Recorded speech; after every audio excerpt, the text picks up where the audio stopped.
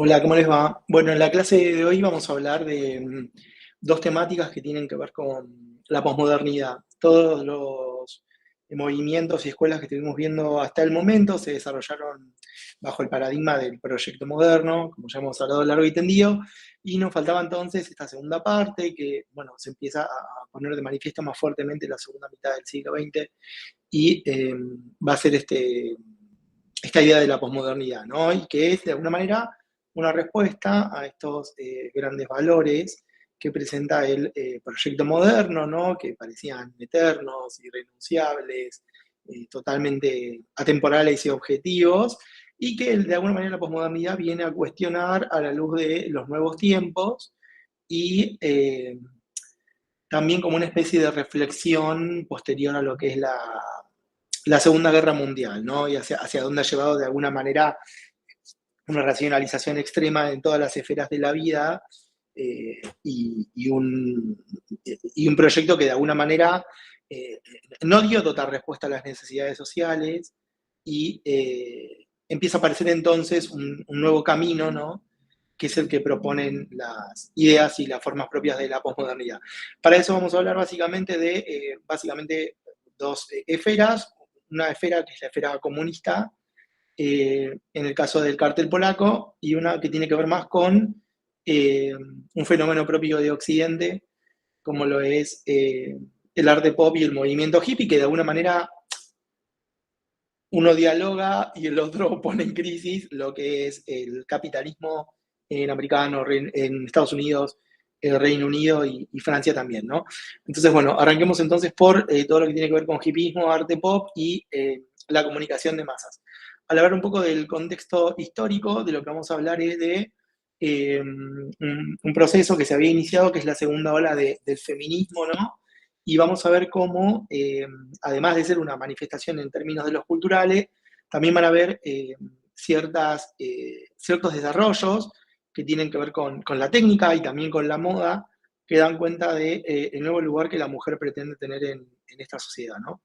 Entonces, en principio, vamos a hablar de la segunda ola de feminismo o las luchas que tienen que ver con cierta liberación sexual y cierta idea de que esta mujer que antes de la Primera Guerra Mundial no había sido mostrada y presentada como eh, la madre, ¿no? Quien tenía que bregar por el bienestar en el hogar, la educación de los hijos, la educación religiosa, el tener preparado para su esposo la comida y el hogar limpio, ¿no? Bueno, un montón de las manifestaciones de lo que tenía que ser la mujer propuestas en Occidente, sobre todo por el American Way of Life, ¿no? Que vimos en la clase de Estados Unidos, y que proponían un solo modelo posible de mujer, y en el caso de la sexualidad, ¿no? Bueno, en el caso de las mujeres, el placer no era algo que se invitase a discutir o que estuviese presente en la discusión social, sino que pertenecía obviamente al ámbito de lo privado y se hablaba muchas veces bueno, de las relaciones sexuales orientadas siempre a la reproducción, ¿no? En el periodo de la preguerra y durante la guerra también.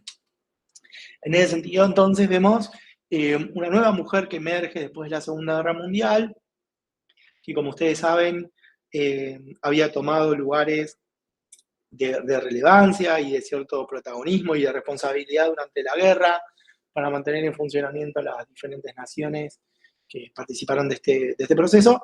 Y vemos acá entonces dos imágenes, una está en la Plaza de los Dos Congresos, en la ciudad de Buenos Aires, donde dice el placer es revolucionario, ¿no? Se pone como en primer lugar la cuestión de el goce y el placer por parte de la mujer, y esto tiene que ver también con un avance técnico que se había producido en ese momento, que es eh, el uso de la pastilla anticonceptiva. ¿Sí? El uso de la pastilla anticonceptiva lo que viene a plantear es que la mujer puede llevar adelante su propia profilaxis, independientemente de las voluntades de la persona con la que decida tener sus relaciones sexuales, y un control de esa profilaxis entonces por medio de la píldora, ¿no? La píldora que permitía tener relaciones sexuales cuyos fines no sean estrictamente reproductivos como previamente se proponía para esta mujer, ¿no? Entonces, bueno, por eso el placer es revolucionario desde algún lugar, ¿no?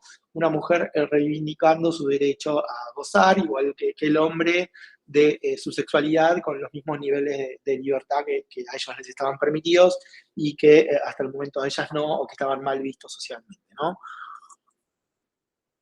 Entonces, bueno, verán en los carteles que las consignas tenían que ver mucho con el cuestionamiento de esos objetivos reproductivos que la sociedad les proponía hasta el momento, ¿no? Y en términos de cultura popular también podemos ver el desarrollo en lo que tiene que ver con la indumentaria de la minifalda, ¿no? También como manifiesto de esta idea de poder exhibir, en este caso, las piernas y hablar de esta especie de liberación femenina, ¿no? De una mujer que es dueña de su propio cuerpo y de exponerlo y de sentirse libre con él. Y, y bueno, de nuevo, ¿no? Tanto la píldora como la minifalda son un manifiesto o son una especie de, de testigo de un periodo en particular, donde, bueno, por medio de la ciencia, pero también de la moda y de muchas otras cuestiones más, se pone de manifiesto este nuevo sistema de ideas, sobre todo por parte de las jóvenes, ¿no? Como siempre, nosotros habíamos visto cuando vimos Estados Unidos, ¿no? Esta nueva idea de que en la segunda mitad del siglo XX iba a aparecer este concepto de la adolescencia y de cuáles eran sus intereses, sus divertimentos, sus objetivos, su manera de ver la vida. Bueno, en Reino Unido, entonces, por parte de la señora Mary Quant, surge esta minifalda que se va a convertir en una prenda clásica, ¿no? En relación a otros hechos sociales que condicionaron la segunda mitad del siglo XX, tenemos los relacionados a la Guerra Fría, ¿no? Nosotros habíamos visto que cuando termina la Segunda Guerra Mundial, al, bueno, ser varios países poseedores de bombas nucleares, no se puede establecer un enfrentamiento abierto entre ellos. Hablamos puntualmente de la Unión de Repúblicas Socialistas Soviéticas y de los Estados Unidos de América, que no se van a enfrentar de manera directa, sino que lo van a hacer en los países del tercer mundo, sobre todo en este proceso que se dio a llamar la Guerra Fría, ¿no? Y bueno, durante la Guerra Fría lo que va a suceder es que tanto Estados Unidos como la Unión Soviética van a apoyar militar, logística y económicamente a países que tienen sus propias crisis internas y que en general se debaten en pertenecer a uno u otro modelo, ¿no? Esto va a suceder, por ejemplo, en Vietnam, donde va a haber una guerra civil entre Vietnam del Norte y Vietnam del Sur, donde uno tiene una política más cercana al comunismo y la otra más cercana al capitalismo, y bueno, sendas partes van a recibir el apoyo de estas dos potencias que salieron como potencias hegemónicas de la Segunda Guerra Mundial, y esta guerra de Vietnam va a ser muy particular, porque bueno, lo que va a marcar de alguna manera es que Estados Unidos puede perder una guerra, ¿no? Algo que no había sucedido hasta el momento, y efectivamente esto va a ser muy fuerte y muy pesado para la sociedad americana, porque de alguna manera demuestra el comportamiento que el Estado y la sociedad misma tuvo con los jóvenes que volvieron de esta guerra después de haberla perdido, ¿sí? Los vietnamitas utilizaron una guerra que se denomina guerra de guerrillas, utilizaron un sistema de túneles y una lucha en el medio de la selva de ese país. Y esto lo que generó era que esos ataques de guerrilla fueron debilitando gradualmente al gobierno norteamericano hasta que finalmente perdieron la guerra, algo que nadie esperaba, bueno, porque básicamente el ejército de Vietnam no tenía el nivel de sofisticación que tenía el ejército americano, pero bueno, por medio de la táctica y la estrategia lo lograron y los vencieron. Y esto fue muy, muy tremendo para los Estados Unidos. Hay mucha cultura popular alrededor de la guerra de Vietnam, ahora vamos a abordar algunas tapas de revista donde se hace alusión a este proceso. Y bueno, marca de alguna manera un triunfo de la esfera soviética en el marco de la Guerra Fría por sobre los Estados Unidos en el caso de Vietnam, pero bueno, estos enfrentamientos se van a seguir dando a lo largo de todo el siglo XX en diferentes países de África, Latinoamérica y Asia también. Vietnam de alguna manera también va a ser la guerra que va a poner de manifiesto una reticencia por parte de estos jóvenes de ir a morir por su país, ¿no? De ir a dar la vida por el capitalismo internacional. En este sentido, entonces, va a haber un movimiento muy grande en contra de la guerra de Vietnam, que va a ser el del movimiento hippie, ¿sí? El hippismo va a pregonar entonces la guerra la paz, perdón, en detrimento de la guerra que el Estado le proponía a estos jóvenes para seguir expandiendo la hegemonía de Estados Unidos en todo el globo, ¿no? Entonces, en su propio territorio, y esto también va a suceder sobre todo en Reino Unido, que también va a tener un gran movimiento hippie, va a surgir una nueva generación que van a ser los hijos de estas familias, ¿no? Que habían alimentado esta idea del estilo de vida americano, ¿no? Un padre trabajador, una madre ama de casa que cuida a los hijos, estas grandes casas con muchos metros cuadrados en la periferia de los Estados Unidos, ¿no? A partir de la cual desplazarse por medio del automóvil. Um, eh, bueno, estas relaciones que se establecieron, ¿no?, entre el centro y la periferia a partir de ese modelo de vida que se le proponía a la gente. Y básicamente nos vamos a ir acercando hacia el fin de los años dorados, ¿no? Más o menos desde 1945 hasta 1973, como vimos en la clase de Estados Unidos, se produce un fenómeno que es el de los años dorados, ¿no? De crecimiento económico a raíz de un occidente que se nutría de energías muy baratas de Oriente, del petróleo de Oriente, a partir de que estos países no tenían control ni soberanía sobre sus propios recursos. En ese sentido, todo esto propició un gran crecimiento de la industria y del consumo en Occidente, que se ve limitado en 1973 por la crisis del petróleo, que marca el fin de los años dorados, ¿sí?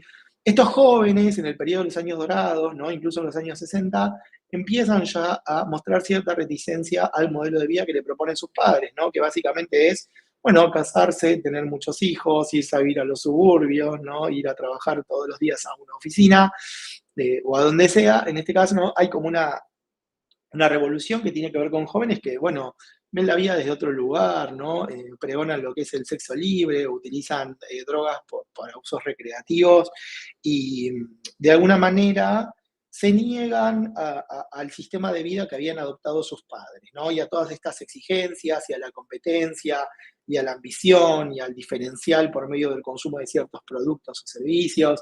Básicamente lo que el capitalismo había promocionado también, ¿se acuerdan cuando vimos lo de Madison Avenue por medio de la publicidad, ¿no? Y que la gente se dedicase a trabajar muchas horas para ganar mucho dinero y en definitiva taparse de bienes y acumular, ¿no? Y de esa manera mostrar una diferencia social. Estos jóvenes no lo van a perseguir de alguna manera, no van a renunciar a ese estilo de vida y van a empezar a pensar a vivir una vida en comunidad. ¿Sí? Muchos de ellos, se van a ir de sus hogares y se van a ir a vivir con otros jóvenes igual que ellos que forman parte del mismo sistema de ideas y de una época donde van a renunciar al bienestar propuesto por el Estado en los años dorados y van a ir en búsqueda de otro diferente, ¿no?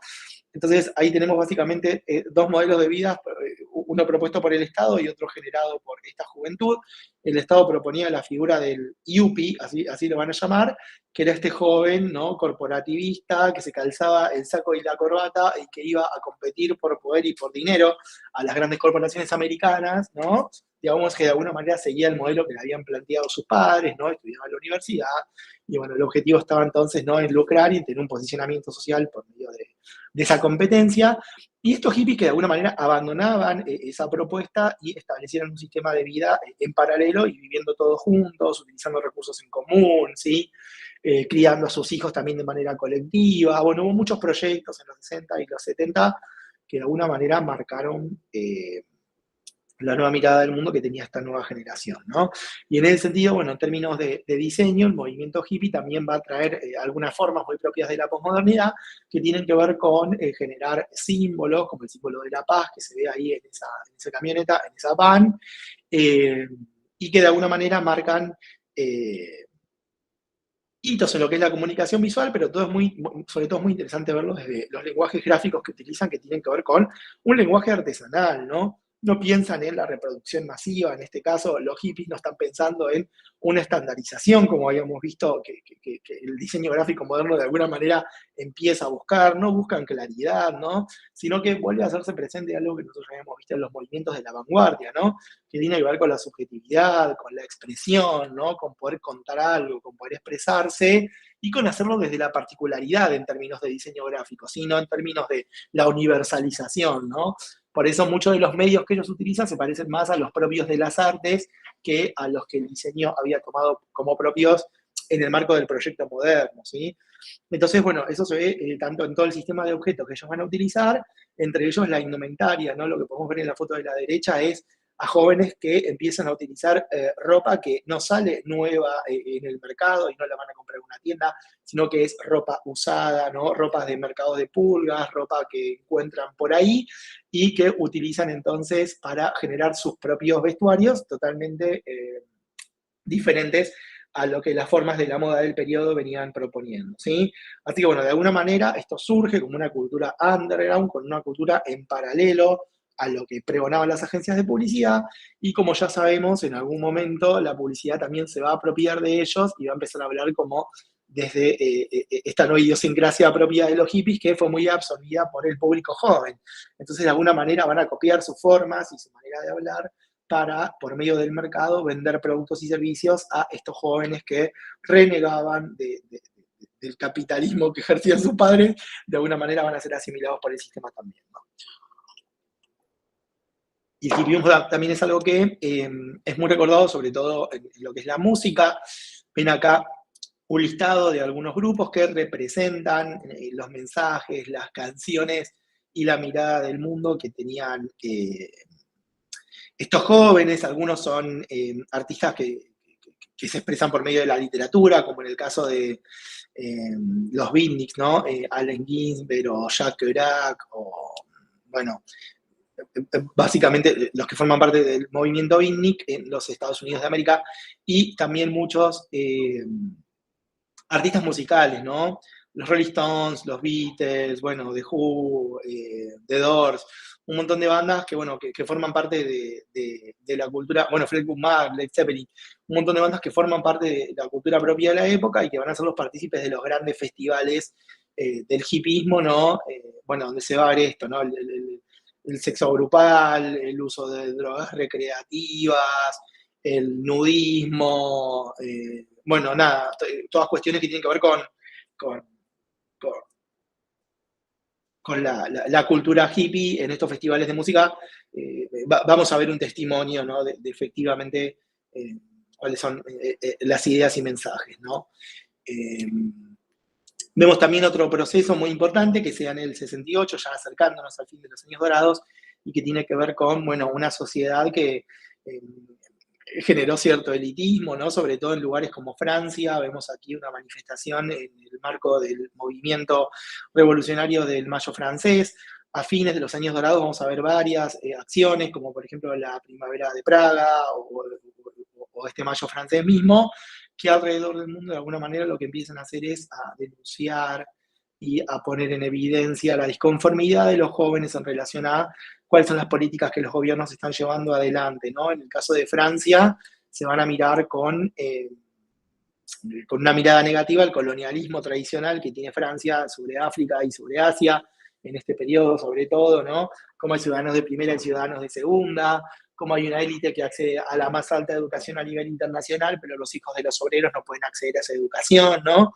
Entonces, bueno, en el caso del Mayo francés, se va a unir la lucha obrera junto con la lucha de esta élite universitaria francesa que salen a las calles a pedir cierta igualdad de derechos y a detener las políticas intrusivas del gobierno francés en diferentes guerras que se están llevando a lo largo de África para mantener la hegemonía del imperio en ese continente, ¿no?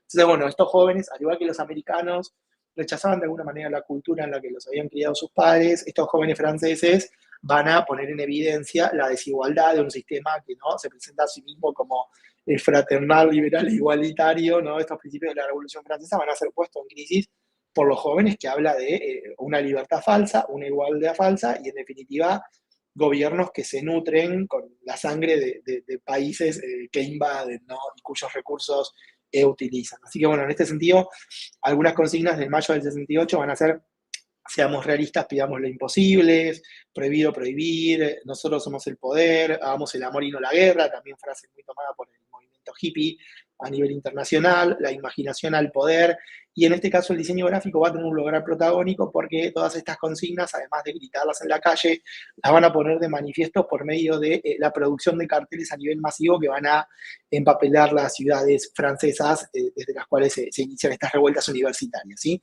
Entonces, las reivindicaciones propias del Mayo francés van a ser mayores libertades sexuales, una educación igualitaria, ¿no? Donde los hijos de la clase trabajadora también puedan acceder a la universidad, movimientos en contra de la guerra, ¿no? Así como el hipismo en los Estados Unidos va a estar en contra de la guerra de Vietnam, en Francia también va a estar en contra de la guerra en Argelia, ¿sí? De la cual Francia era una de las partes.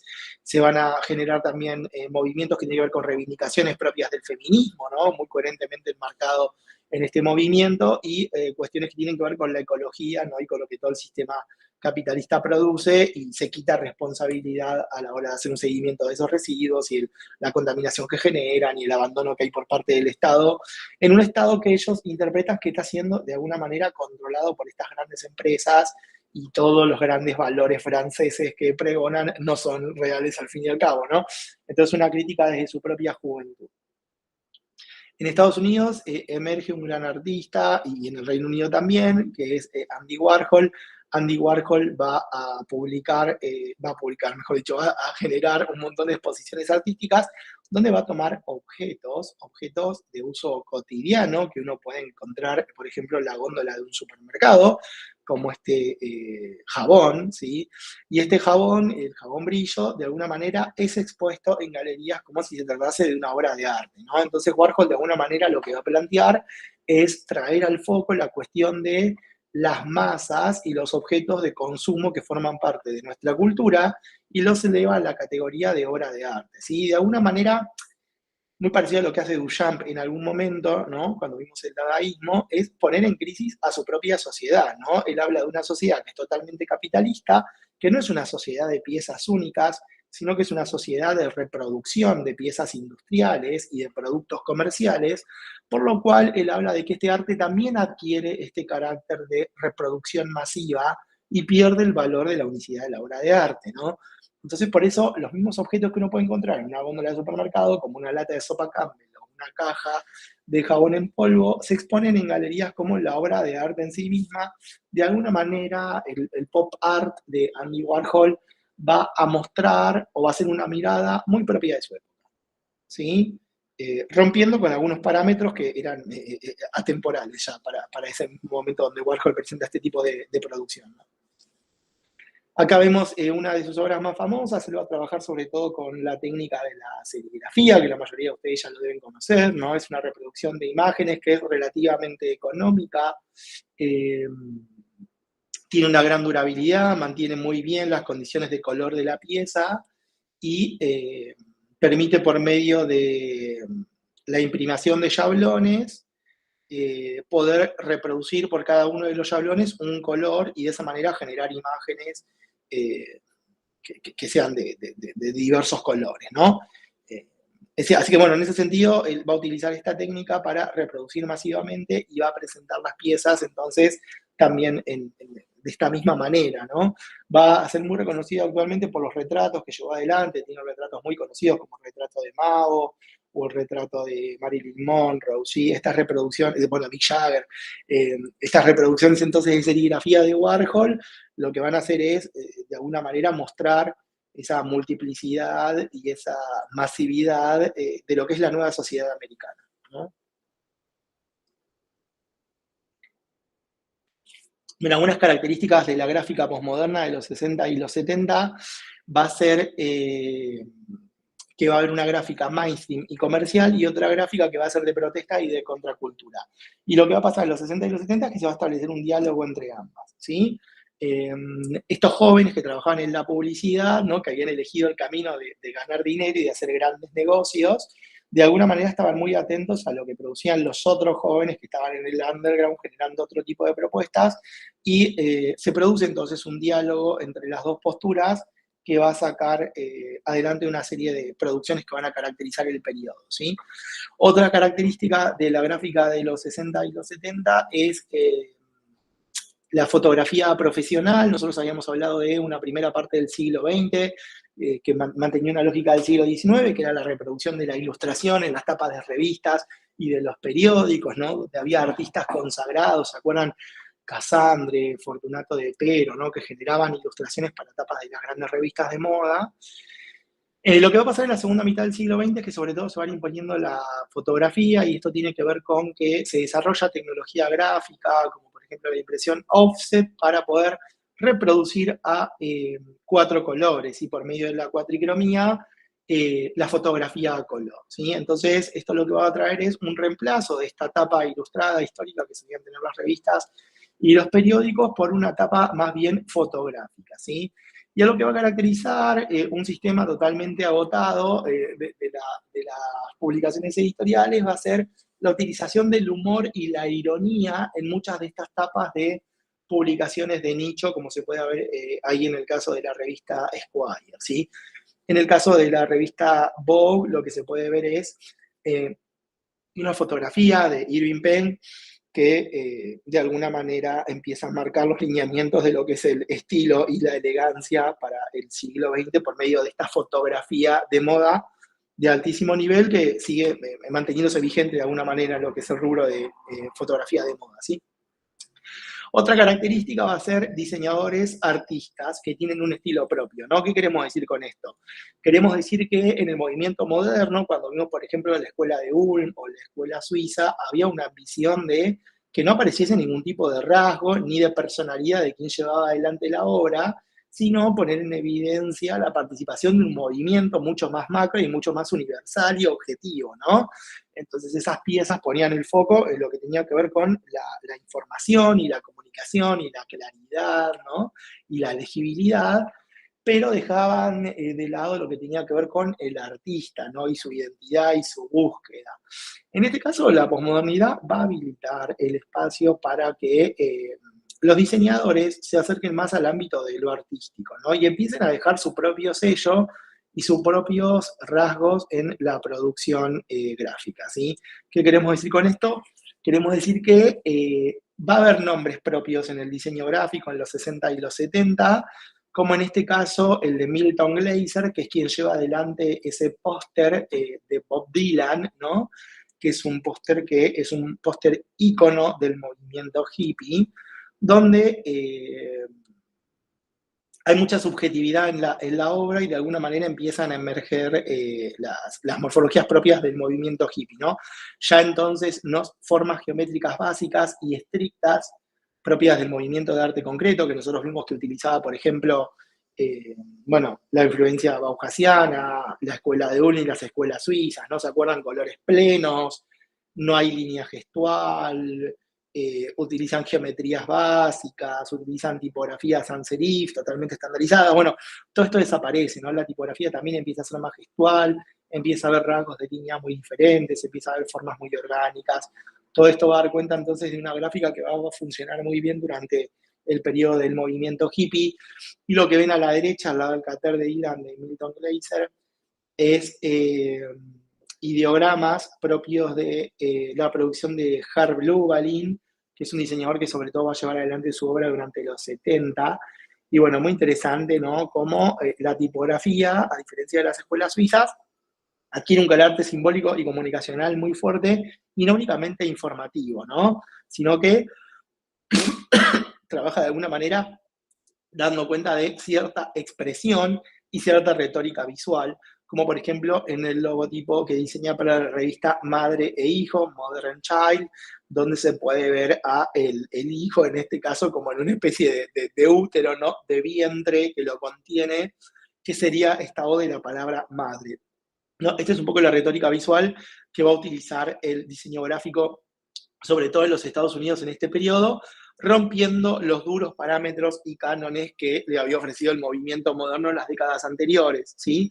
Va a haber entonces, como les decía, un abandono de muchos métodos de reproducción tradicionales por otros que son un poquito más manuales, ¿no?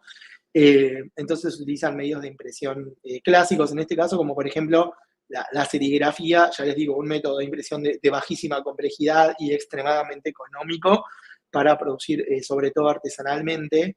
Y bueno, en paralelo se van a desarrollar algunos sistemas técnicos que tienen que ver con la fotocomposición, ¿sí? Con poder agrandar imágenes y tipografías por medio de proyecciones ópticas antes de generar la pieza final. Antes eso no era posible en el diseño gráfico. La fotocomposición entonces permite mucha experimentación que nos van a llevar a la pieza definitiva, ¿no? En este sentido, entonces, todo esto se basa en algunos análisis que se llevan adelante por parte de algunos comunicadores y también sociólogos, en este caso Marshall McLuhan, ¿no? Que va a traer presente un nuevo concepto para entender este nuevo mundo de la post-Segunda Guerra Mundial, que es el concepto de la aldea global, ¿sí? Y él dice, debe oír permanentemente personas y hechos como si estuvieran en el momento y el lugar en donde ocurren, revive las condiciones de vida de una pequeña aldea. Percibimos como cotidianos hechos y personas que tal vez sean muy distantes en el espacio e incluso en el tiempo, y olvidamos que esa información es parcial y fue elegida entre una infinidad de contenidos, ¿no? Y plantea esto de que el medio es el mensaje. ¿Qué es lo que trae él? Bueno, las problemáticas propias de lo que va a ser la globalización, ¿no? Nosotros hoy por hoy, por ejemplo, conocemos cómo es el humor en las sitcoms norteamericanas, por ejemplo, ¿no? O cuál es el concepto de película de terror que tienen ellos, o quiénes son sus principales actores o modelos o estrellas de cine, ¿no? Son una sociedad que está a miles de kilómetros de distancia, culturalmente tenemos proveniencias diferentes, y sin embargo, ¿no? Manejamos muchos lenguajes comunes para con ellos y para con otros pueblos también, ¿no? Podríamos decir que si yo les digo a ustedes China o Francia, todos se hacen una clara idea de qué tipo de cultura estamos hablando, cuáles son sus vestimentas tradicionales, cuáles son comidas típicas de esos lugares, qué tipo de música hacen, ¿sí? Cuáles son sus principales industrias o cómo se comunican al mundo, ¿no? En cuanto a su identidad. Y son sociedades muy distantes, ¿no? Con las que durante mucho tiempo no estuvimos conectados de manera directa, y sin embargo, por medio de los grandes medios de comunicación, recibimos un montón de mensajes de ellos, los cuales nos hacen muchas veces entender sucesos que se dan en esos lugares mucho más claramente que los sucesos que son más cercanos y que suceden a nuestro alrededor, ¿no? Es un fenómeno también propio de las grandes ciudades, ¿no? Muchas veces vivimos en departamentos donde no conocemos a nuestros vecinos de arriba, de abajo y de los lados, pero sí sabemos, no sé, qué pasó en el último desfile de Victoria's Secret, ¿no? Entonces, de alguna manera, todos estos hechos van construyendo cultura y van construyendo no una cultura que es local, que tiene una relevancia y una incidencia únicamente dentro del mismo país, sino que trascienden las fronteras, ¿sí?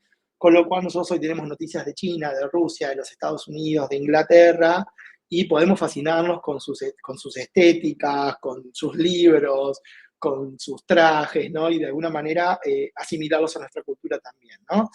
Y bueno, lo interesante o lo que hace ver Marshall McLuhan es que esto no es inocente, ¿no? Sino que, bueno, todo lo que llega a nosotros llega porque hay intereses detrás que hacen que eso llegue y no llegue otra cosa, ¿no?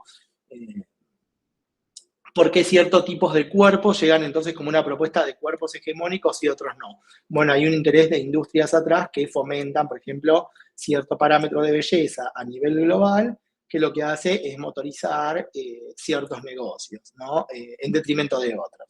Entonces, bueno, toda esa información que llega de alguna manera es elegida y para que sea consumida a miles de kilómetros de distancia también, ¿no? Eh, Así que bueno, muy interesante tener como presente estas problemáticas propias de la aldea global que van a hablar de una sociedad de masas que sigue vigente hasta ahora, ¿no?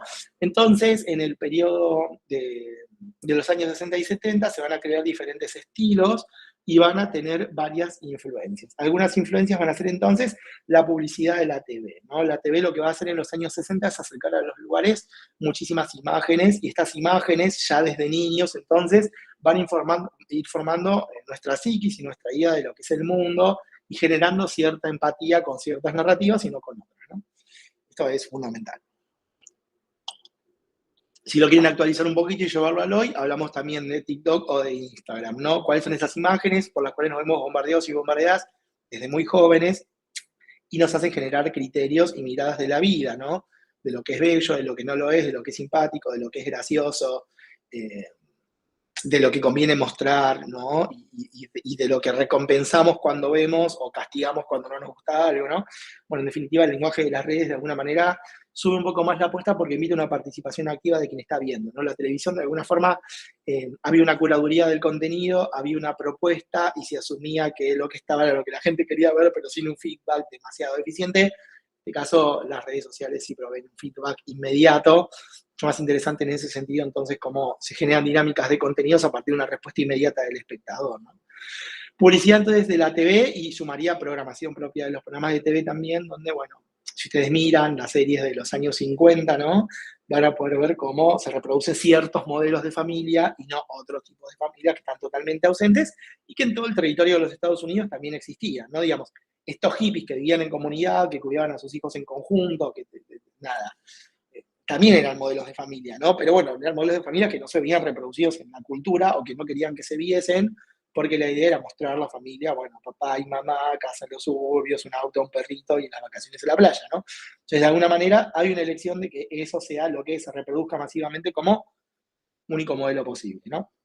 Otras influencias de estilo van a ser la gráfica de protesta, como la que vimos del Mayo francés, sumamente importante, la psicodelia, ¿no? La experimentación por medio de drogas recreativas, como por ejemplo los ácidos lisérgicos, que se descubren en estos periodos, lo que van a posibilitar, digamos, es una experiencia de percepción del mundo que escapa a lo de los sentidos tradicionales que nosotros poseemos, sino que nos permite tener una experiencia donde somos testigos de nuevas formas, nuevos sonidos, nuevos olores, nuevas percepciones que, sin estar atravesando una experiencia de consumo de drogas recreativas, nosotros no podríamos tenerlas, ¿no? Entonces empieza a aparecer en el diseño gráfico también muchas de estas formas que van a ser denominadas las propias de la psicodelia, ¿no?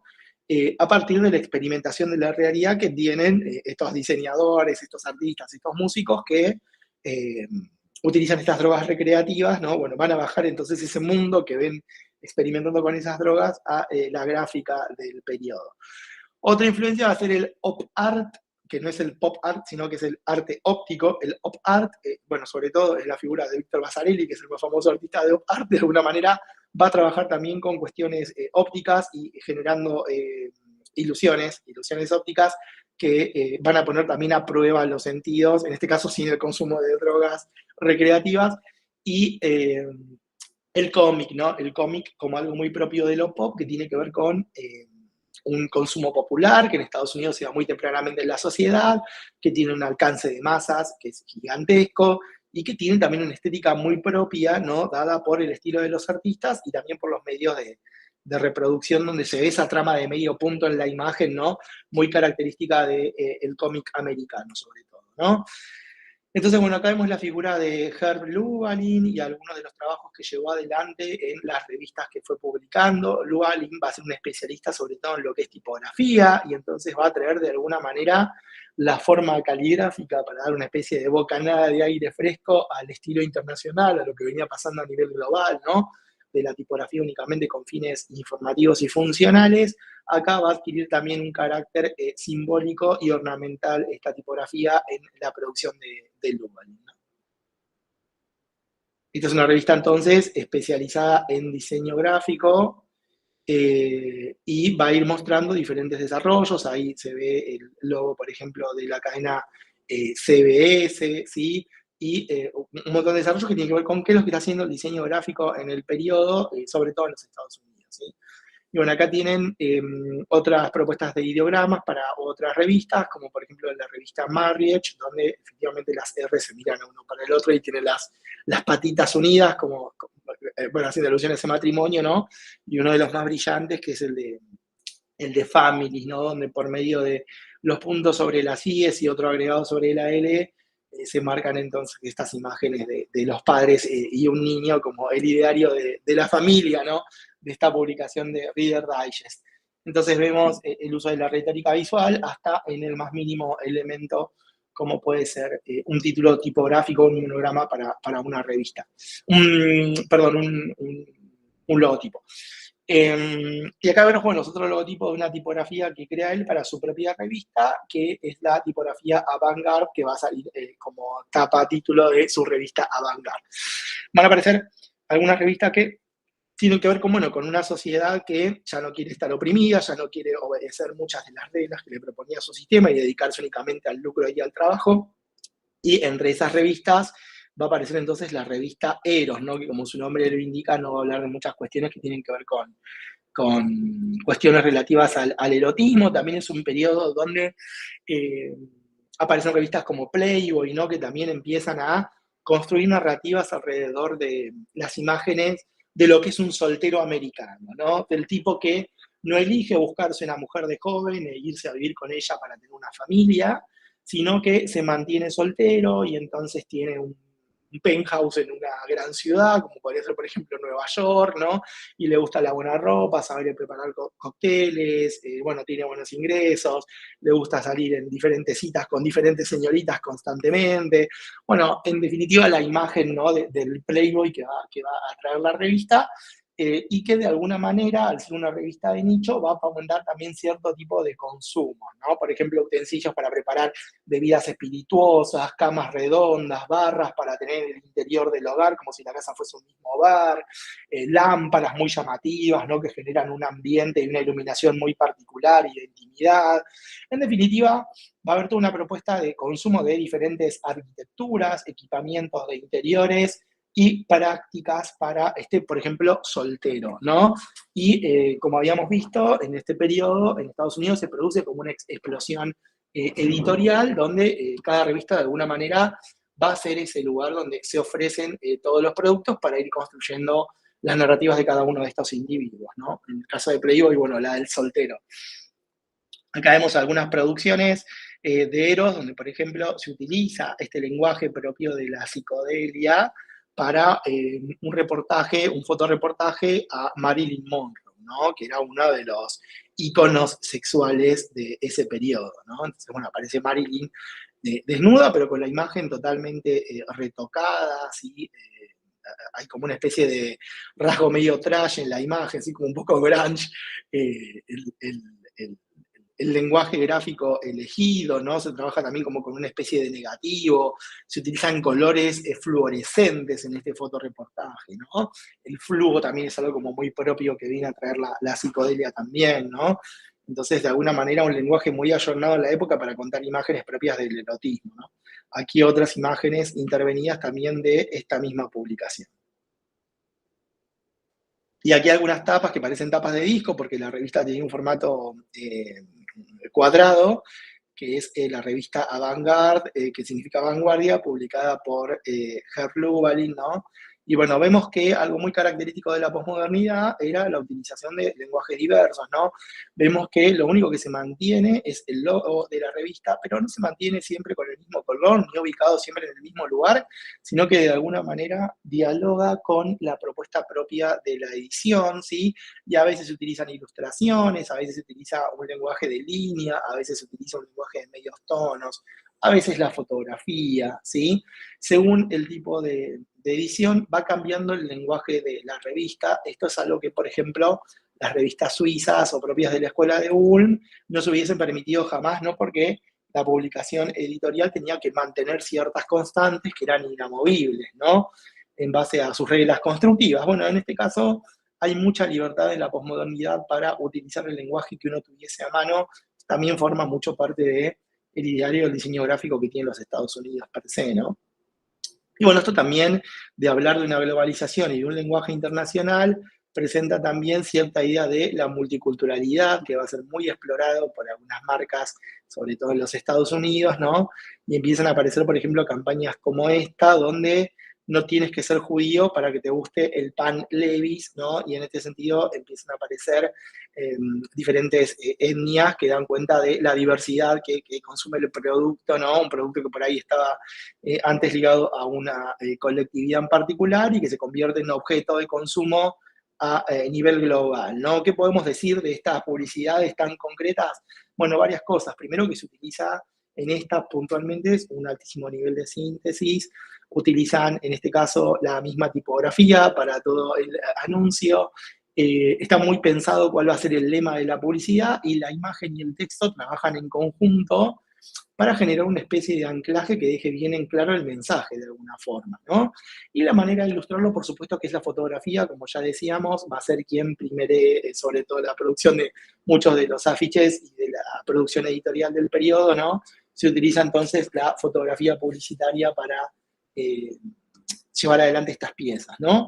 Y bueno, a diferencia de la gráfica suiza, vemos que ellos utilizan tipografías que son un poco más lúdicas, por decirlo de alguna manera, así no responden a las categorías tradicionales y estrictas de la tipografía, sino que se permite la libertad de utilizar tipografías más lúdicas y menos estandarizadas por parte del estilo internacional para para este tipo de producciones, ¿no? Lo que podemos ver acá entonces es la producción de carteles en el marco del Mayo francés. Ahí tienen los ateliers entonces, los talleres, donde se producían los carteles por medio de la serigrafía y los ven colgados porque efectivamente los ponen ahí para que se terminen de secar y finalmente con este sistema de reproducción a fichas tan económicos ir a empapelar las calles de todo París. Ven entonces que son afiches que se reproducen muy rápidamente porque se utilizan en un solo color. Entonces, utilizo solo una pasada y un shablón para generar la producción gráfica. Y aquí tenemos estos lemas, ¿no? Sí, las fábricas ocupadas, ¿no? Utilizando como una especie de silueta de la forma tradicional de una fábrica que se termina uniendo con la palabra sí, ¿no? Esta triple U, fábricas o productores de fábricas y universitarios en unión, ¿sí? Los colores pueden variar, no importa en definitiva el color, sino la forma la que proponen, ¿no? Bueno, oprimir entonces con el yunque y el martillo. Habíamos visto carteles similares durante la Segunda Guerra Mundial, ¿no? Donde el nazismo se veía presionado entre el yunque y el martillo. En este caso, el capitalismo es el que está puesto en crisis por parte del mayo francés entre este yunque y martillo. El yunque y el martillo son como un lenguaje muy tradicional que se utiliza en la gráfica francesa, ¿no? Para mostrar a quién se quiere destruir de alguna forma. Y de nuevo, ¿no? El puño en alto como símbolo de la revolución, en este caso surgiendo de la chimenea de una fábrica con el lema "La lucha continúa", ¿sí? La unión entonces entre los franceses y los inmigrantes, ¿no?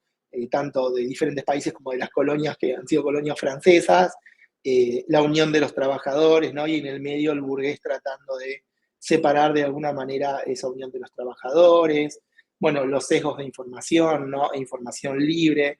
Ve como hay una imagen muy concreta que se ve reforzada por un texto y hay una economía de recursos, más allá de que no es la misma economía de recursos que vemos en la gráfica suiza, ¿no? Ven que la idea de que la tipografía esté expresada en términos manuales y artesanales da cuenta, ¿no? De esa expresividad del cartel, de que es un cartel producido en la calle, producido por el pueblo, no por una empresa, ¿sí? Esto no lo hace un grupo de publicistas, sino que lo hace el mismo pueblo, no los estudiantes. Como cuando uno pinta una bandera en el marco de una protesta universitaria, ¿no? No es que uno no puede imprimir un plotter y usarlo en términos de bandera, ¿no? Sino que tiene un valor eso de producir colectivamente esa bandera que va a ser única y va a tener una identidad particular y va a marcar el conflicto propio de la época. Bueno, en ese mismo sentido, entonces, se genera la gráfica del cártel francés, ¿no? Bueno, el tema de la alienación, ¿no? Todo el tiempo ellos ponen en crisis que la sociedad quieren que sean estas ovejitas obedeciendo y siguiendo el rebaño, ¿no? Y esta idea de rebelarse, de no retornar a la normalidad, sino de poner en crisis los males del capitalismo, y bueno, y en la otra un poco cómo se trata de silenciar entonces a la juventud bueno, que pone en crisis este sistema capitalista totalmente avasallante, ¿no? Eso en Francia, en Estados Unidos y, bueno, sobre todo en Reino Unido va a estar Pushpin Studios, va a ser un estudio que va a llevar adelante Milton Glaser y, bueno, ahí tienen el loguito del pin de Pushpin Studios. Y bueno, ellos lo que van a hacer entonces es gráfica en contra de la guerra de Vietnam.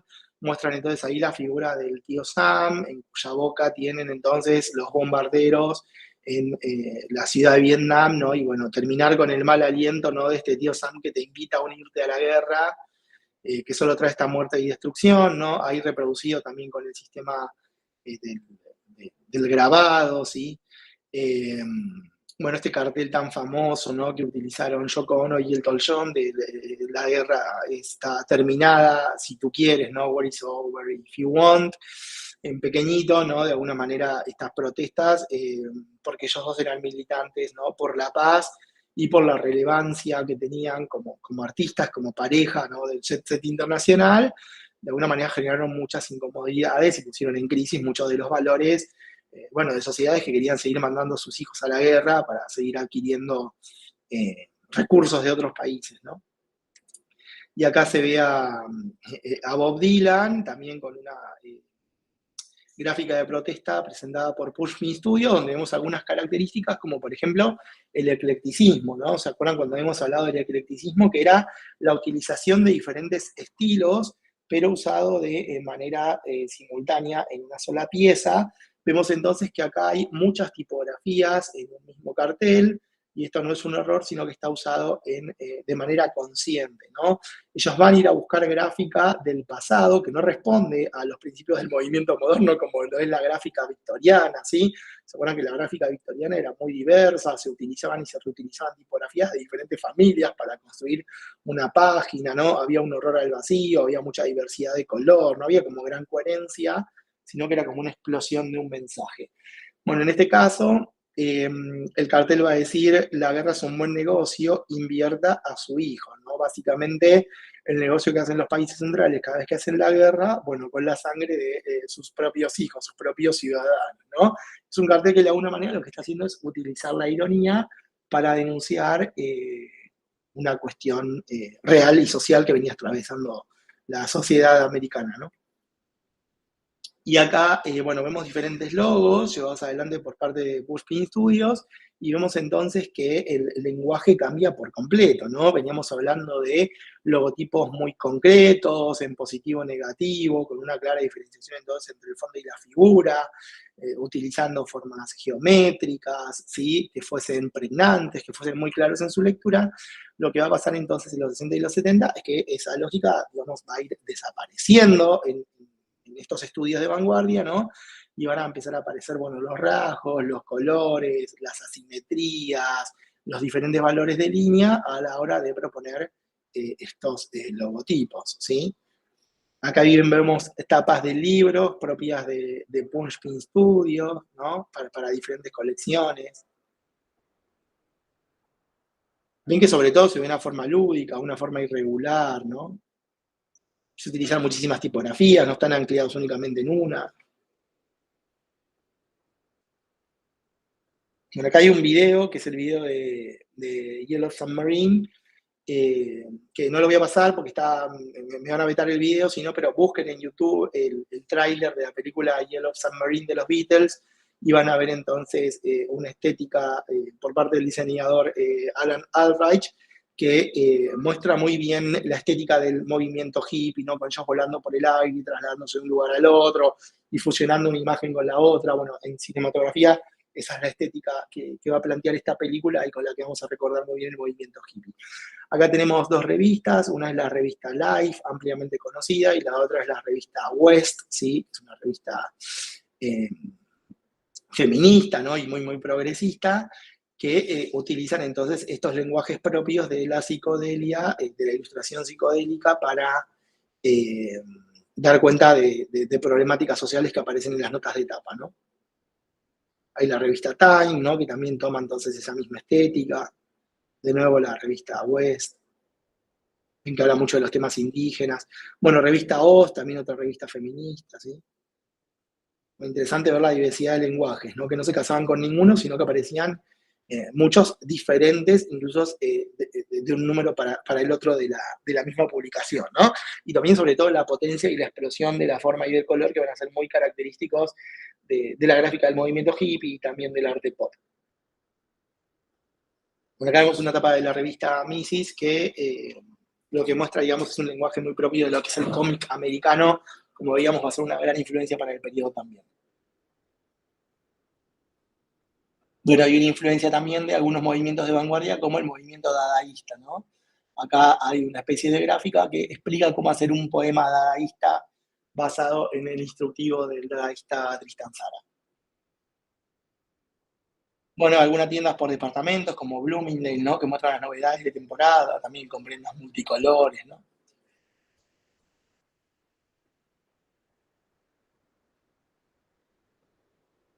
De nuevo, la estética del cómic o de lo secuencial para diferentes anuncios, ¿no? En este caso, el anuncio de el agua tónica Schweppes, ¿no? Se puede ver entonces cómo se utiliza la secuencia propia del cómic para vender este producto.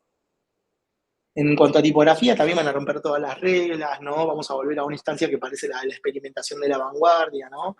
Donde trabajan con diferentes módulos, donde todo el tiempo están poniendo a prueba la legibilidad en pos de generar cierto impacto, ¿no? Eso es lo que va a sobre todo entonces en Francia, en Estados Unidos, en Inglaterra, y lo que vamos a ver ahora es lo que sucede en Polonia, ¿sí?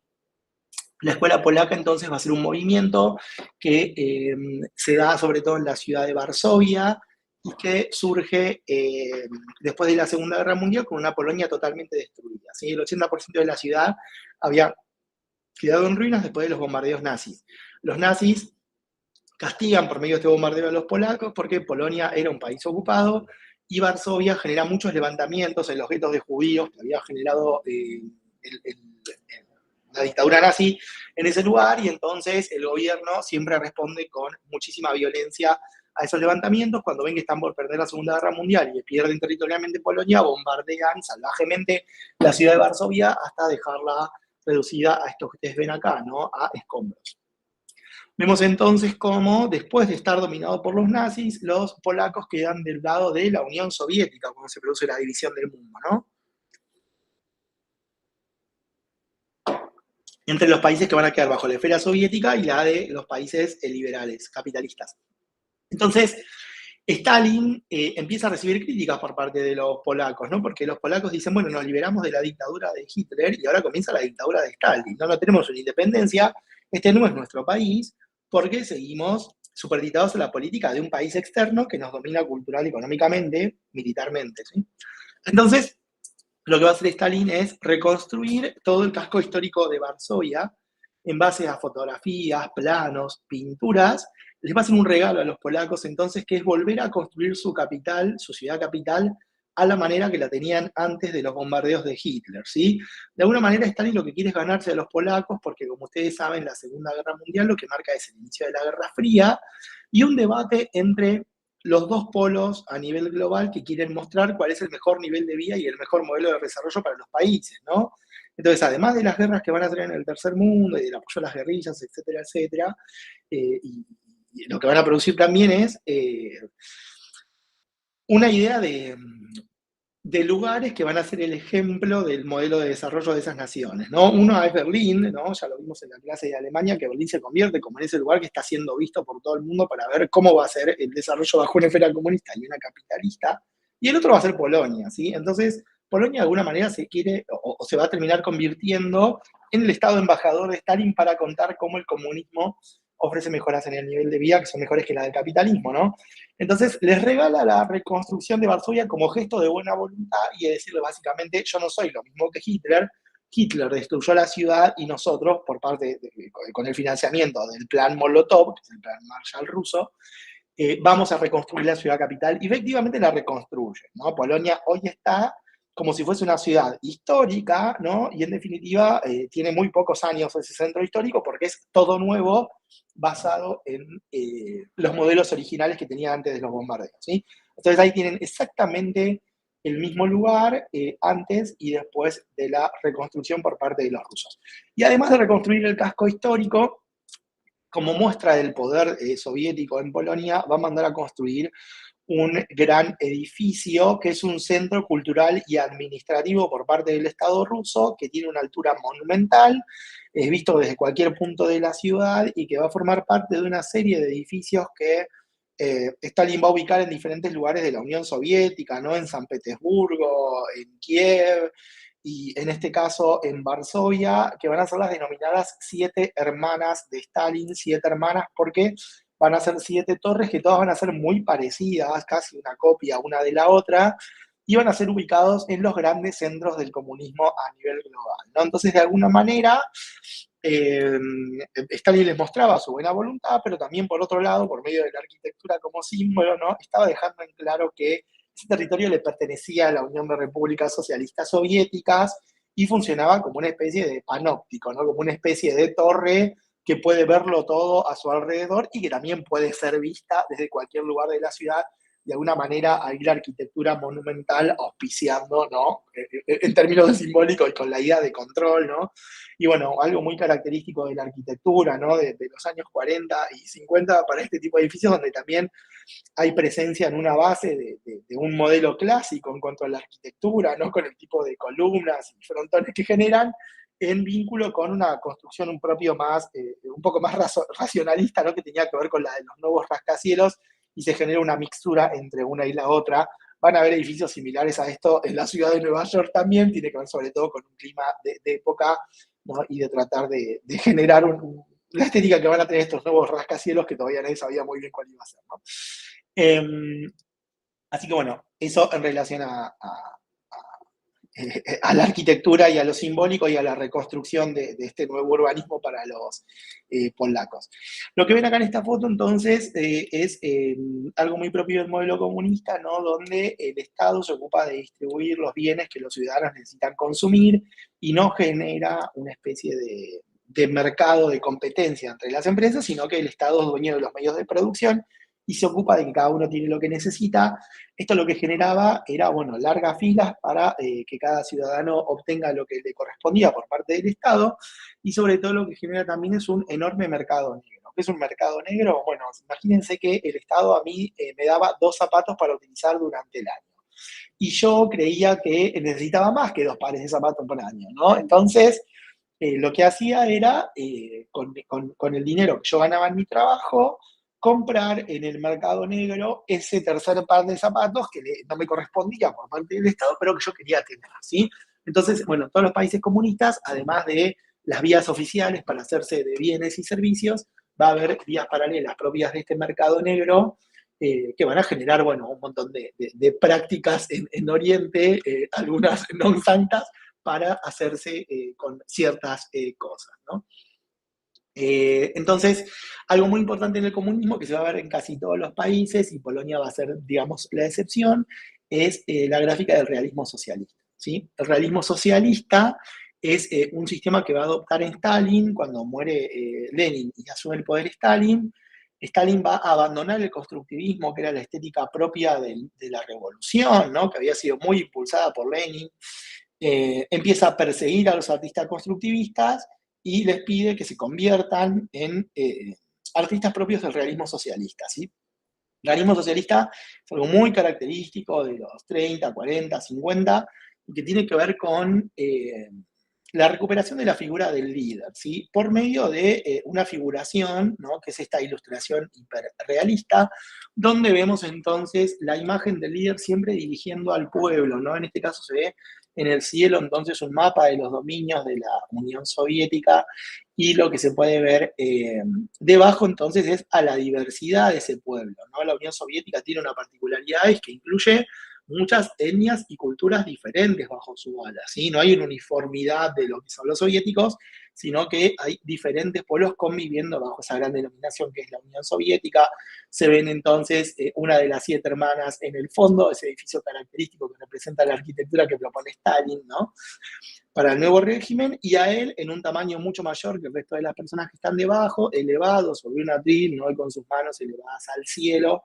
De alguna manera, lo que va a hacer el realismo socialista es reivindicar la figura de este líder, ¿no? Por medio de una imagen muy clara. Ya desaparece la lógica del constructivismo, ¿no? Que era muy simple, sino que aparece entonces la imagen figurativa en su máxima expresión, acompañada siempre de una leyenda en la base, ¿no? Una leyenda que tiene que ver con, bueno, con qué es lo que reivindica o qué es lo que quiere comunicar ese cartel.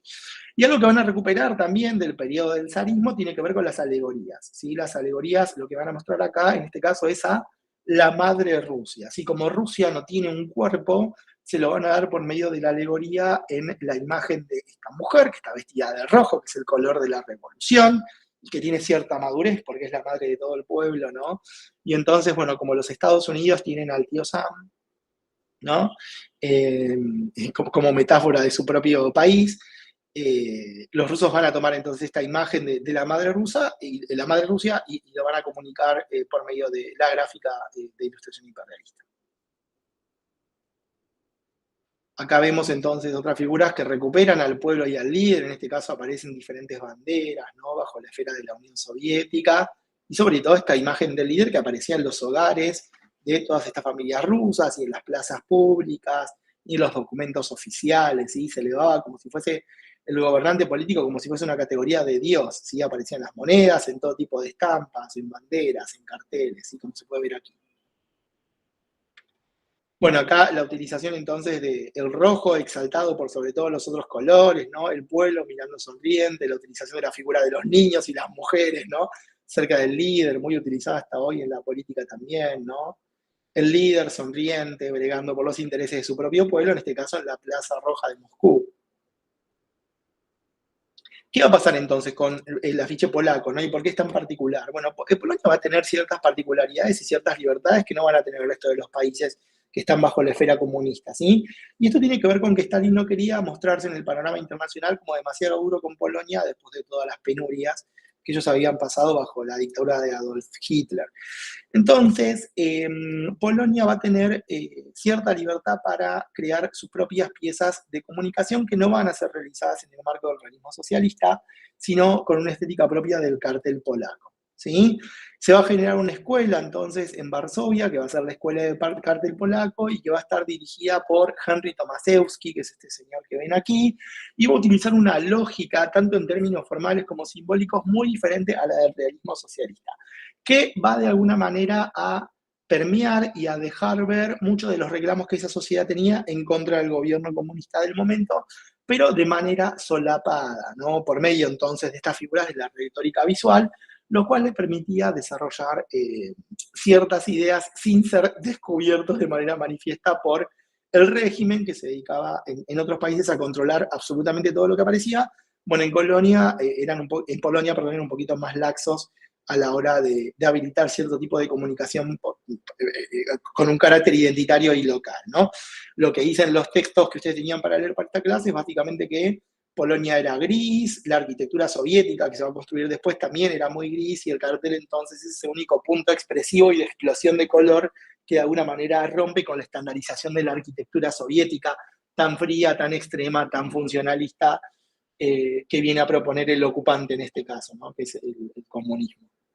Y bueno, Henry Tomaszewski va a decir una nueva forma de comunicación entre diseñador y receptor. Creamos un nuevo lenguaje semántico que consiste en el rechazo a la descripción narrativa. ¿Se acuerdan? La descripción narrativa es el realismo socialista o la comunicación en la gráfica de los Estados Unidos, ¿no? ¿Se acuerdan que era totalmente literal el texto, la imagen, los llamados, el texto de párrafo en desarrollo? Daban cuenta todos de la misma información repetida infinidad de veces y en términos narrativos. Entonces él va a hablar de un lenguaje semántico que se impone por sobre lo narrativo en beneficio de una abreviatura, el uso de una metáfora, de una asociación, ¿sí? Básicamente las figuras de la retórica del diseño gráfico. Simplemente una imagen para mirar la cambiamos por una imagen para leer, ¿sí? Requiere entonces de quien está viendo la obra una interpretación, y los carteles ofrecen diferentes niveles de lectura para quien tenga la competencia de leerlos, ¿no? Y bueno, algo característico a aclarar en cuanto al estilo, muy propio de la posmodernidad, como vimos ya, y del cartel polaco también, es que no va a haber un lenguaje común en el cartel polaco, sino va a haber reglas para ser construido, no van a haber cánones inamovibles, como hay en la gráfica de la escuela de Ulm o de la escuela suiza y el estilo internacional, sino que va a haber mucha libertad para generar adelante la gráfica que se considere pertinente para la pieza que se quiere comunicar en este caso, ¿no? Entonces vemos, por ejemplo, en esta gráfica de pantomima, una especie de imagen generada con diferentes valores de color, ¿no? Que se termina fundiendo con el fondo desde algún lugar en esa silueta, y a la vez la construcción de la palabra pantomima por medio de siluetas de figura humana, ¿sí? Esto, por ejemplo, en el estilo internacional sería inadmisible, ¿no? Y sería leído como una pieza artística, no como una pieza comunicacional, ¿no? Porque acá la expresión y el impacto van en detrimento de la legibilidad, ¿no? No es tan fácil leer esa pantomima como si estuviésemos leyéndola en helvética, ¿no?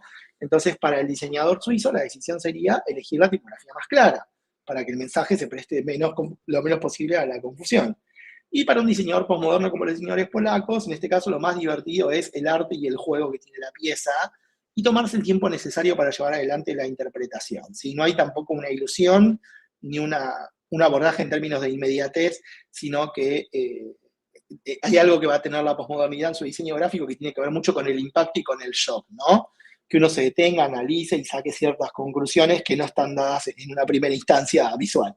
Así que bueno, eso se da en estas dos piezas, ¿no? Después tenemos otra pieza más de Tomaszewski, donde de nuevo se trabaja con algunos valores planos, otros valores de línea, otros valores de color que aparecen en términos más gestuales y expresivos, ¿sí? Una utilización del campo visual que también es variada en las diferentes piezas, a veces hay simetrías, a veces no hay, ¿no? El orden de lectura se ve bastante comprometido también, ¿no? Bueno, de nuevo, no hay reglas estrictas, cada pieza habla por sí misma, ¿no? Acá hay, bueno, entonces una que viene a contar lo que tiene que ver con fútbol, ¿no? Donde utiliza un lenguaje de planos de color, donde de nuevo se funden con el fondo, de diferentes direccionalidades, y el de abajo, que es un afiche que habla de circo, ¿no? Que parece un dibujo hecho manualmente como si fuese un niño, ¿no? Y bueno, ahí trae la comicidad y lo lúdico propio de este circo, donde esos monociclos se terminan convirtiendo en la palabra circo, ¿no? Cirque en polaco. Aquí tenemos otra obra de Tomás Emsky, que para una exposición de un escultor que se llama Henry Moore, ¿no? Donde de alguna manera la O auspicia como pedestal de la obra de arte moderno de este escultor, y aparece la utilización de ciertas técnicas también muy propias de la vanguardia, como las del papel recortado. Si se acuerdan, Henry Matisse, bueno, empieza a aparecer nuevamente entonces acá para este afiche de Henry Moore, también mundialmente conocido, ¿no? Entonces, a pesar de haber mucha subjetividad y de haber mucha expresión, es cierto que también podemos leer un alto nivel de síntesis en algunas resoluciones, ¿no? Otro gran artista del periodo es Tadeusz Treskowski, ¿no? Es muy famoso por este afiche Nie, ¿no? Que en polaco significa no, y que de alguna manera el afiche lo que va es en contra de la guerra, generando un calado con la silueta de una bomba en relación a ruinas como la que ya habíamos visto en la ciudad de Varsovia, ¿no? Muchos de los carteles polacos, o les diría la mayoría de los carteles polacos, están hechos para comunicar eventos que tienen que ver con lo cultural, y también para comunicar diferentes acciones que tienen que ver, como por ejemplo la lucha por la paz a nivel internacional, como este cartel que ven acá, ¿sí? Las características del cartel polaco tienen que ver con que ellos no tenían que vender productos. En la Unión Soviética y en los países que dependían de la Unión Soviética, el Estado otorgaba cierta cantidad de bonos a la gente para su entretenimiento, ¿sí? Entonces, además de entregarte arroz y pares de zapatos, el gobierno te daba una especie de vale que vos podías usar, por ejemplo, para ir a ver danza o una película o una obra de teatro, porque era muy importante que el trabajador también tuviese sus momentos de ocio, ¿sí? Entonces, la gente tenía que elegir, ¿no? En qué gastaba ese bono, ¿no? Si iba a ver un ballet, o si iba a ver una obra de teatro, o si iba a ver una película eh, extranjera, ¿no? Y entonces los carteles de alguna manera lo que van a comunicar en Polonia son industrias culturales, ¿sí? La idea entonces es seducir al usuario o al espectador para que vaya a ver una obra de teatro o un ballet o un espectáculo deportivo en detrimento de otros, ¿sí? Que elijas entre los múltiples que había y hacer crecer algunas industrias por sobre otras, y por eso el Estado contrataba a los cartelistas polacos. Y también había otra razón que tenía que ver con no tomar al pie de la letra los mensajes que venían del exterior, ¿no? Porque piensen ustedes que si un cartel viene de los Estados Unidos, ya diseñado allá, bueno, también trae mucha de esa idiosincrasia, mucho de su sistema de representación, ¿no? Y de alguna manera eso podía hacer que se filtren ideas del liberalismo por medio de los títulos de las películas, las temáticas, los carteles, ¿sí? Entonces era muy importante generar una vertiente local del cartel que tuviese que ver con el sistema de ideas de ese lugar y no absorber directamente el que llegaba desde el exterior. De esa manera se constituye un mercado para lo que es el cartel polaco, que es muy importante incluso hasta el día de hoy, ¿no? Donde ellos tienen la Bienal del Cartel de Varsovia, bueno, tienen museos de carteles, incluso en vía pública uno puede ir y comprar un cartel en la calle, ¿no? Algo que, por ejemplo, en Argentina no suele haber, porque, bueno, forma parte de su cultura, ¿no? Así como hay gente que cuelga cuadros en su casa, ellos cuelgan carteles, ¿no? Porque es muy importante el movimiento de cartel polaco a nivel global, incluso hasta el día de hoy. Acá vemos otro cartel de Trepkowski, ¿no? Que muestra de alguna manera la palabra socialismo, construida como si fuese un edificio en términos monumentales, ¿no? Y bueno, y esa masa trabajadora debajo, eh, levantando las banderas de este comunismo, ¿no? Y bueno, esto es lo que yo les decía de la imagen simbólica o retórica en relación a la imagen narrativa que venía de los Estados Unidos, ¿no? Ahí tienen un cartel de una película de Alfred Hitchcock que se llama The Birds, Los pájaros, ¿sí? Y vemos entonces a Alfred Hitchcock recomendando las películas, abajo dice que la película está dirigida por Alfred Hitchcock, arriba hay una cita que está filmada por Alfred Hitchcock, y en el medio también aparece gigante los pájaros de Alfred Hitchcock, ¿sí? Entonces vemos una, dos, tres, cuatro, y si contamos la imagen del mismo director, 5 veces repetidas en el mismo cartel, la misma persona y la misma imagen, ¿no? De alguna manera generando esta reiteración propia de la comunicación americana, ¿no? Que ya habíamos visto. Y también una mezcla ecléctica de lenguajes, ¿no? Donde aparece, bueno, la fotografía, aparece la ilustración hiperrealista, aparecen variantes de tipografía. En definitiva, lo que termina sucediendo es Un cartel puramente narrativo y repetitivo, ¿no? Que no tiene ningún desafío y es totalmente literal. Y al lado lo que ven es la versión polaca de este mismo cartel, ¿no? Para los pájaros. La película habla de pájaros que de alguna manera empiezan a atacar a la gente que vive en una pequeña comunidad, ¿no? Y esto se ve manifiesto entonces en el cartel polaco, donde aparece la palabra ptaki, que significa pájaro, y aparece repetida. ¿Sí? Parecen los experimentos del futurismo, ¿se acuerdan? Donde la palabra o la letra aparecían grandes, ¿no? Las que estaban más cerca y las que estaban más lejos aparecían más chiquitas, ¿no? Para marcar de esta manera el ruido, ¿no? Y la cercanía de ese objeto, de esa palabra, ¿no? Entonces, en este caso, bueno, aparece la muerte, ¿no? Porque estos pájaros tratan de matar a las personas, representar esta calavera alada, ¿no? Que serían estos pájaros asesinos, y después la idea de la bandada de pájaros, ¿no? De una masa de pájaros, una masa uniforme de pájaros, que es la que empieza a atacar a estos pobladores, ¿no? Presente entonces en la resolución polaca, que también tiene una carga visual muy violenta, ¿no? Y lúgubre en relación a la americana, que se ve como bastante más light. Bueno, obra de Víctor Gorka para la película Cabaret, ¿no? De Liza Minnelli, ¿no? Donde vuelve a traer toda esta idea del cabaret y el nazismo representado por esa esvástica, por las piernas, ¿no? De la cabaretera. Muy, muy interesante la resolución de esta obra. Y bueno, otra obra de Víctor Gorka, también una de mis favoritas, donde se puede ver la resolución de dos carteles para una misma campaña, que son totalmente distintos en cuanto a la conceptualización y a la resolución también, ¿no? Una es pescar en Polonia, el paraíso del pescador, y la otra es llevar adelante cacería en Polonia, ¿no? La primera utiliza el humor, ¿no? Porque en vez de el venado cazar el cazador cazar al venado, el venado termina mostrando al cazador como si fuese su presa, ¿no? Ahí vemos como, por ejemplo, el cartel polaco, al igual que el diseño gráfico americano de los 60 y los 70, utilizan el humor como estrategia, ¿no? Entonces es un afiche muy concreto, muy simple, pero que surte su efecto muy, muy rápidamente, ¿no? Y vemos que para una campaña muy similar, pero en este caso para pesca en vez de para caza, contratando al mismo artista que es Víctor Gorka, de alguna manera se rompe el sistema, ¿no? Él podría haber utilizado la misma tipografía, pero utiliza una diferente, utiliza otro lenguaje gráfico para hablar del pescador y del pez. En este caso, sí el pescador es el que pescó a la presa, ¿no? Que en este caso es el pez, ¿no? Utiliza otro sistema de colores, el otro utiliza una planimetría. Bueno, en definitiva, lo que vemos es que en un mismo artista, con un mismo cliente y para una comunicación muy similar, la propuesta siempre es diferente. Si ellos no obedecen ni a sus propios dogmas, de alguna manera, no se atan en un sistema de constantes, sino que cada pieza tiene como cierta independencia y muy poquitos puntos en común, que en este caso sería el color que se utiliza para el título de Polonia y tal vez la ubicación en el marco visual de los elementos, ¿no? Pero el resto es diferente, ¿no? Eso es una característica entonces del cartel polaco. La diversidad en términos comunicacionales, y lo que sí va a hacer es una obra gráfica que exige cierta complejidad en el pensamiento y cierta búsqueda de retórica visual. Otro artista muy importante es Ramacés Lewis, ¿no? Y él dice, un buen cartel es una imagen, una palabra, ¿no? Entonces habla de cierta síntesis, y acá cito una obra que está mencionada en uno de los textos que ustedes tenían, que es el afiche para la película de Fallen Idol, ¿no? Que es una película sobre un crimen, ¿no? Y sobre un niño que ve un crimen pero que no dice nada, y en definitiva, ¿no? Se toma esa idea del silencio y del anonimato y de no ver y no poder hablar, ¿no? El personaje no tiene ningún tipo de boca.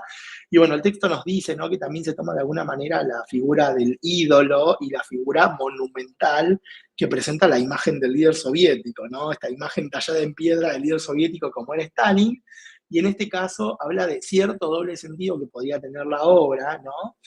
Nunca lo sabremos, pero podemos interpretarlo, donde además de estar hablando puntualmente de la temática de la película, ¿no? De que es un niño silenciado que ve un crimen, habla también de una sociedad que de alguna manera está siendo censurada, que es la sociedad comunista, ¿no? Y silenciada en base a un programa comunicacional muy estricto que tenía el stalinismo, ¿no? Y bueno, en este caso, Polonia, que es justo la parte de esa sociedad que no está tan silenciada como otras, tiene la libertad de alguna manera de expresar por medio del cartel eh, esta opresión y esta censura que existe a lo largo y a lo ancho de toda la Unión Soviética. Vemos también entonces acá una resolución de un mismo afiche en relación a ideas del movimiento moderno e ideas del movimiento posmoderno, ¿no? Como para ir dando cierre a la temática vemos esta película, El cartel de Vértigo, que se usó en los Estados Unidos, ¿no? Que es totalmente narrativo y literal y figurativo. El cartel del medio, que es el cartel que hace Saúl Bass en los Estados Unidos para la película Vértigo, para esta misma película, ¿no? Donde ya hay un nivel de síntesis, una imagen más geométrica, más moderna. eh, bueno, nada, un punto de vista central, la utilización de colores planos, ¿no? Bueno, la generación de este vértigo por parte de esa especie de hélice que hace girar en el centro, ¿no? Y esta caída que aparece todo el tiempo en la película, no sé si la vieron, pero si no, véanla, ¿no? Todo el tiempo se mira al vacío y aparece como esta imagen de una especie de espiral, ¿no? Y la versión propia de los polacos para la misma película, en este caso de Romancis Lewis, ¿no? De la película Vértigo, y también, ¿no? Mucho más descarnada la versión y mucho más cruda en relación a esa cabeza, ¿no? De la calavera como si fuese una especie del objetivo. Así que bueno, interesante ver entonces cómo una narrativa más comercial, que era lo masivo en el periodo, una narrativa más propia del movimiento moderno a la hora de hacer diseño gráfico, que empieza a adquirir relevancia en ese periodo, y la propia de la posmodernidad con un lenguaje muy particular y no atada a las convenciones del mercado masivo de consumo de películas, ¿no? Y bueno, para cerrar también hablar de las publicaciones, como hablamos siempre, el cartel polaco tiene una publicación que es la revista Blog. Si bien muchas de sus producciones van a ser admiradas a nivel internacional y se van a publicar en otras revistas, como incluso en la revista Neue Grafik de la escuela suiza, ¿no? Como una especie de rareza y de mirada de un nuevo diseño gráfico del otro lado de la cortina de hierro, ¿sí? Así que bueno, eso ha sido todo en la clase de hoy. Nos vemos la próxima clase.